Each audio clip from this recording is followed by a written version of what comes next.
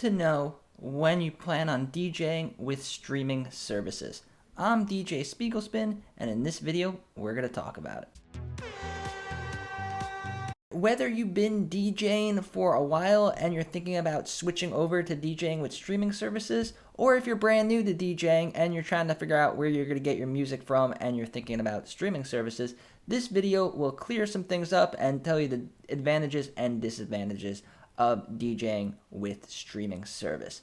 Alright, well, first of all, if you're planning on DJing with streaming services, the biggest question is going to be, how are you going to have service? Because streaming means you're getting the music streamed over the internet. So you're obviously going to have an internet connection on the device that you plan to DJ with. Now, traditionally, DJs would have USB drives or hard drives with their music, and they wouldn't need any type of internet connection to play all of their music because they have it all downloaded. Now, with streaming, this is different. Currently, there is no way to save your playlist from streaming services and then save them offline and download them. That's not available, at least not in the sense of having enough music. You could do like 50 songs or 100 songs, but it's really expensive, and that's still not enough songs to play a DJ set. So there's a couple of ways to ensure that you're going to be able to connect to your streaming service. Number one is the easiest and the cheapest, but it doesn't always work out. If you get booked to do a gig, let's say you're doing a gig at, let's say you're doing a birthday party at the bowling alley, you could go to the bowling alley and see if they have Wi-Fi. A lot of restaurants, entertainment places, they will have a guest Wi-Fi. You can log on and you'll have perfect internet. Another thing you could do if the venue is not in your local area is you could give them a call. Say, hey, my name's Justin. I've been hired to DJ. I would like to know if you have a guest Wi-Fi. And they will let you know. Either they have Wi-Fi or they don't. Or sometimes they won't have a guest Wi-Fi, but they'll have a company Wi-Fi or the Wi-Fi that the employees use, and they'll let you use it. So it's a good idea that if you plan on doing gigs with streaming services, to call the venue and make sure that you're not going to end up with no music. Because the worst thing in the world is to bring all your stuff all ready to DJ and you don't have any music. It's really embarrassing. I've been there before, and that is one big thing you want to avoid. So that is always an option. And then the other option, and this is the one that I use, and if you look over here on my screen recording, up here at the top right, how you see these two bars, that is AT&T service. So the same service that I have on my phone, I called up the provider and I had them put cellular data on my iPad. So wherever my phone has internet service, my iPad will have service. And now this works 90% of the times. I usually will have full service and I could DJ anywhere. But there are some exceptions, like if the party's in a basement area of the venue or something like that, you might have no service, or you might have spotty service, which will be very frustrating trying to load the songs.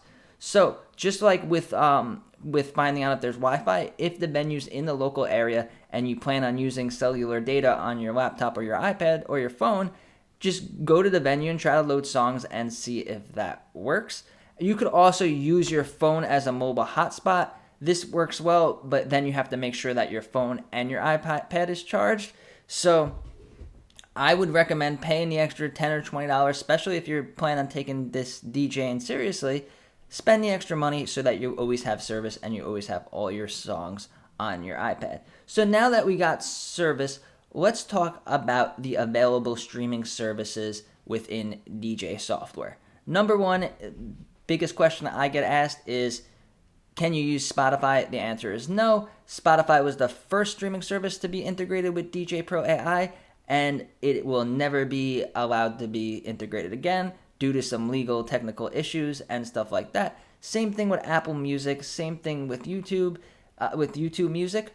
These streaming services are not available. If that's why you want to use streaming services to DJ with, so you could use your Spotify, then you cannot. There are ways to transfer your playlist from Spotify to other streaming services that are integrated, so don't think you wasted all your time making your playlist in your Spotify app. So here are the app that I use is DJ Pro AI. They were one of the first apps to integrate streaming services, and I believe that they do it the best. So currently, you could only use Tidal, SoundCloud, Beatport, and BeatSource. I found that Tidal was the most similar to Spotify, and that's the one I use. And pretty much any song, unless it's like a super underground song that you're looking for, you could just go load it up in the app, and it's like having a mini version of the Tidal app integrated into your DJ software. You have all your playlists. These are your playlists from the Tidal app, and these are playlists that I transferred from Spotify to Tidal, and now they're here, and I could load up a song and DJ with them whenever I want. And with these streaming services, it's not only music, you could also do sound effects, you could do scratch tracks and stuff like that. So keep that in mind to add a little bit more uniqueness to your sets. You could use these sound effects, like there's clapping effects for when you're doing surprise parties and stuff like that. I covered it in another video.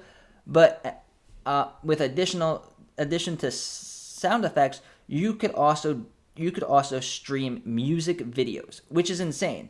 So you could find a music video, load it up as a video track, and if you have your iPad or your laptop connected with HDMI into a TV, then you could be DJing with music videos, which I highly recommend, especially now in 2023 when people have less attention spans, and it's much better to keep their attention by having a screen with music videos, and you could be streaming with millions of music videos in seconds. It's really cool, and that is one of the biggest benefits of Tidal streaming services, because they have all of these music videos, and it really makes your sets more unique.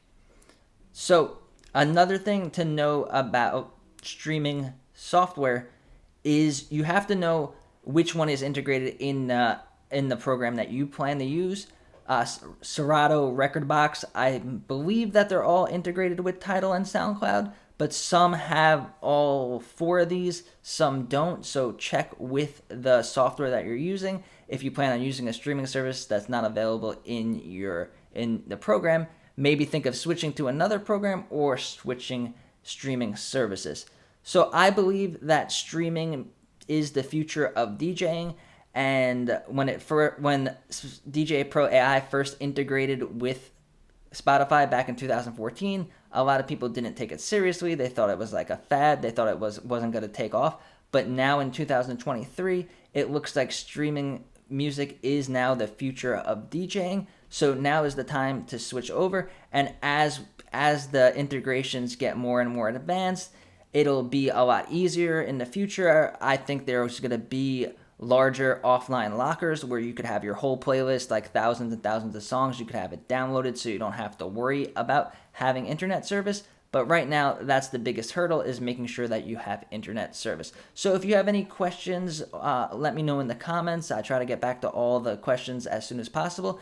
And if you found value in this video, give it a like. It really helps the video. And subscribe to the channel if you want to learn more about DJing with streaming services, DJing with iPads, and the future of DJing. Thank you.